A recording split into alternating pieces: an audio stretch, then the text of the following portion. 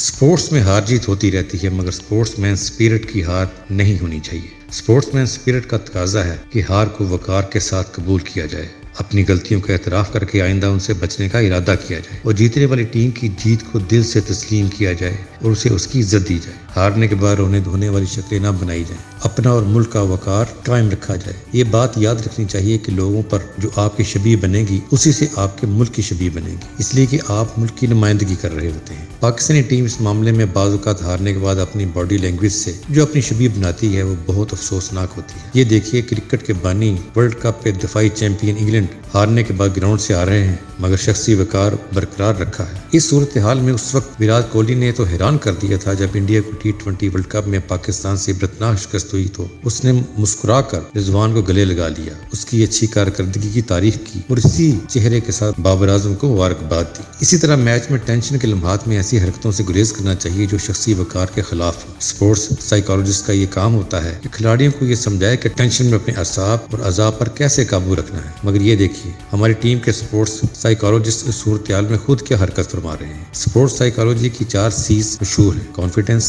Challenge, control, commitment. اس تصویر میں ہمارے سپورٹس سائیکالوجسٹ ہی اپنے اعضاء پر کنٹرول کھو چکے ہیں، اور وہ جانتے بھی ہوں گے کہ اسٹیڈیم میں کتنے کیمرے لگے ہیں اور کن کن لوگوں پر فکسڈ ہوتے ہیں۔ پاکستان کرکٹ کو یہ بات اچھی طرح سمجھنی ہوگی اور اس پر عمل بھی کرنا ہوگا کہ ٹینشن میں ٹینس نہیں ہونا۔